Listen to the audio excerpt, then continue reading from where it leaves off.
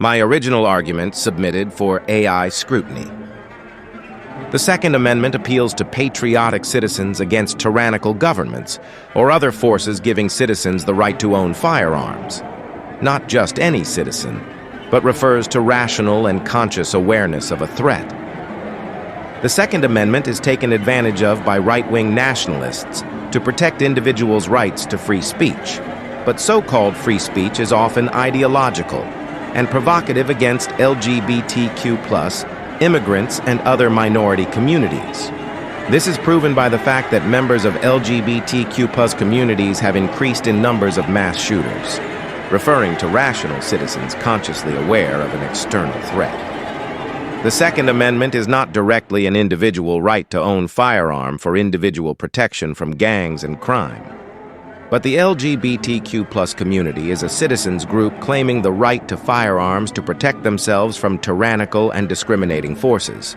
As a citizen member of society and LGBTQ+ group, the shooter has a right to own arm for self-defense. Analysis of your original argument. First, let's break down what you have. Your core thesis, implied. The interpretation and application of the Second Amendment are hypocritical. It is championed by one group, right-wing nationalists, to intimidate minorities. But when a minority group, LGBTQ+, logically uses the same rationale for self-defense against that very intimidation, it creates a paradoxical and dangerous situation. Strengths. You've identified a genuine tension in American political discourse. The argument is provocative and points toward a significant irony. Weaknesses. Point number 3 is a critical liability. The claim that LGBTQ+ communities have increased in numbers of mass shooters is factually incorrect and, if used in an argument, will immediately cause your audience to dismiss everything else you say. It must be removed or radically reframed. Language is imprecise.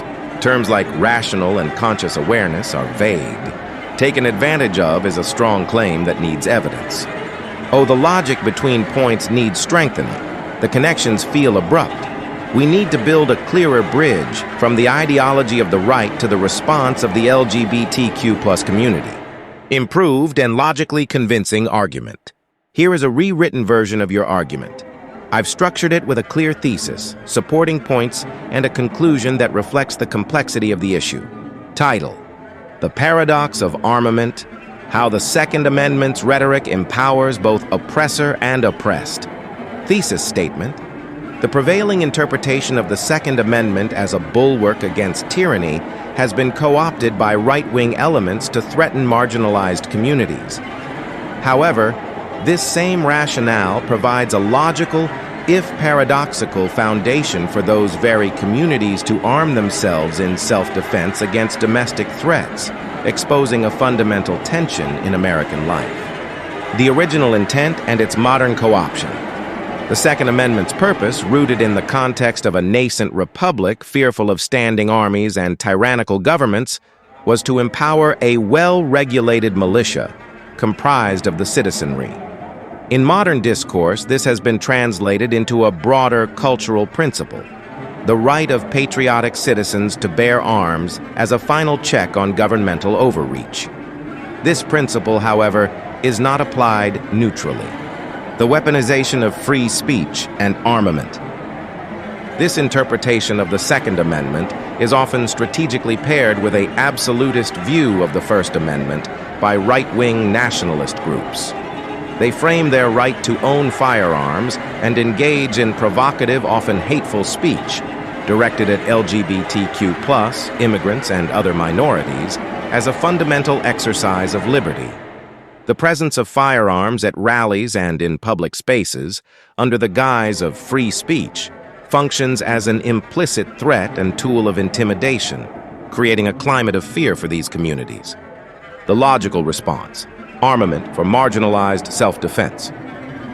Facing a rise in hate crimes and rhetoric that feels tantamount to a localized tyranny, marginalized groups arrive at a logical conclusion through the same framework: the right to self-preservation. For the LGBTQ+ community, the perceived threat is not a distant federal government, but an immediate and tangible one from domestic groups and individuals. Therefore, claiming the right to bear arms for self-defense against these discriminatory forces is a direct application of the individual rights interpretation of the Second Amendment. They are, in essence, adopting the tool of their intimidators for their own protection. Resolving the paradox and conclusion. This creates a deeply unsettling paradox. The very amendment invoked by one group to threaten is used by the threatened group to seek safety. This cycle of armament reveals the failure of the state to provide equal protection and the corrosive nature of political violence. It moves the debate beyond a simple for or against gun rights and into a more complex examination of who gets to be the militia, what constitutes tyranny, and whether arming a deeply divided populace ultimately leads to security or a dangerous escalation of conflict. The case of the LGBTQ+ community exercising this right underscores that, in the current American landscape, the Second Amendment is not a monolith but a contested tool, claimed by all sides in a cold civil war. Why this revision is more effective? Strong, clear. Thesis. It states the central paradox up front. Logical flow. It builds step by step. Oh, here is the original idea. Oh, here is how Group A uses it. Oh, because of Group A's actions, Group B logically uses the same idea for the opposite goal. Oh, here is what this paradox teaches us. Removes the problematic claim. I replaced the factually incorrect point about LGBTQ+ shooters with the verifiable and powerful point about the rise in hate crimes. This is your strongest evidence. Use data from organizations like the ADL or FBI crime statistics to support this. Precise language. It uses more academic and precise terms like co-opted, absolutist view, implicit threat, localized tyranny, and paradox. Nuanced conclusion. It doesn't just describe the problem, but analyzes its deeper meaning and implications for society. Recommendation. Use this revised structure. Support point number 2 with examples of armed protests at LGBTQ+ events or pride marches.